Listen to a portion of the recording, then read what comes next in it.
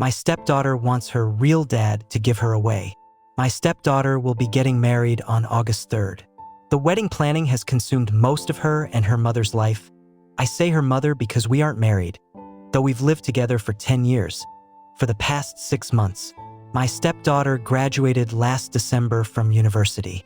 I paid for her to go to college, though it was a state school, it still ran $40,000.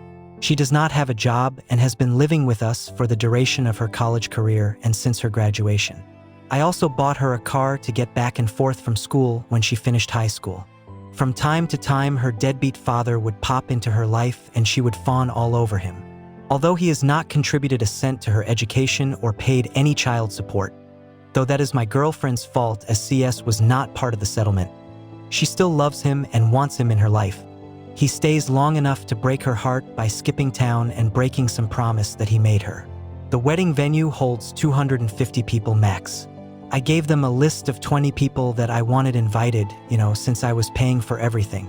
They told me that was no problem and they'd take care of it. So I let these people know they'd be getting an invite and they should save the date. Saturday, I saw one of my friends on this list at the golf course and asked if he was coming. He told me that he wasn't invited. He told me that he got an announcement but not an invitation. He had it in his back seat, along with probably 6 months of mail, and showed it to me. Sure enough, it was just an announcement, and my name was nowhere on it. It had her dad's name and her mom's name and not mine. This led to a pretty big fight with my girlfriend, as I found out that none of my list of 20 made the cut for the final guest list because 250 people is very tight. I was pissed, but not a hell of a lot I could do because the important people in my life had already been offended. My girlfriend said, if some people didn't RSVP yes, I might be able to get a couple people in. But that is an ultimate slap in the face in my opinion. So I was boiling on Saturday. Yesterday, we had a Sunday dinner with the future in-laws family and us and a surprise guest, the real dad. At this little dinner, my stepdaughter announced that her real dad was going to be able to make it to her wedding and that now he'd be able to give her away. This was greeted with a chorus of, "Oh, how great," and "How wonderful," I don't think I have ever felt so angry and so disrespected. I was shaking. I took a few seconds to gather my composure because I honestly wasn't sure if I would cry or start throwing punches or both. Once I was sure I'd be able to speak, I got up from my chair and said I'd like to make a toast. I can't remember exactly what I said, but the gist of it was this: I'd like to make a toast. The sound of spoons against glasses ring in my ears. It has been my great pleasure to be a part of this family for the past 10 years. How sweet.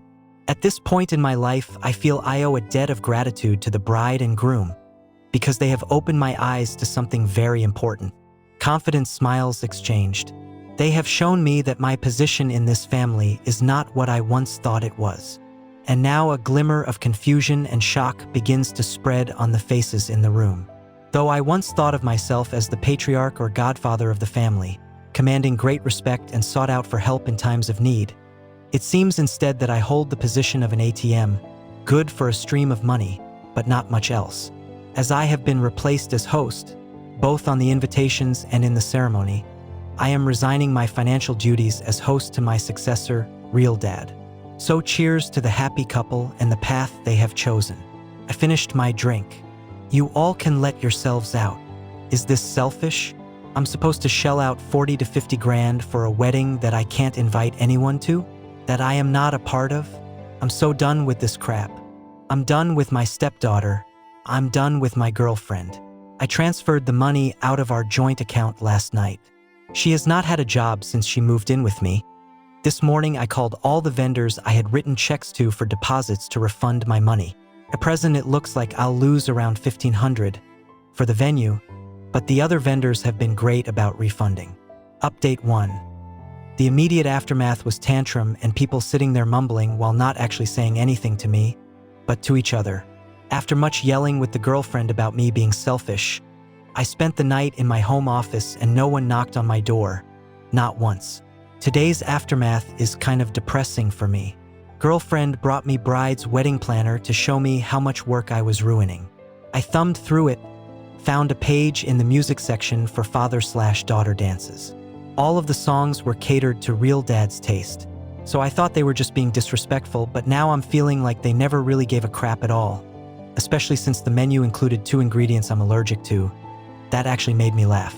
Either way, I'm glad to be done. Returned the planner and asked her when she and the bride could move out. Also, I never promised to pay for the wedding. I offered them the use of my home when they were sure it was going to be small, but other than that, all I've heard is how it's the bride's family that should pay. So, let it be the bride's family then, aka not me. Final update 2. Girlfriend and bride are now moved out. They are moving in with the groom.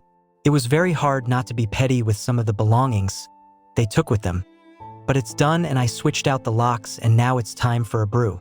I can't believe how popular this story got, but I feel good to be given support by so many.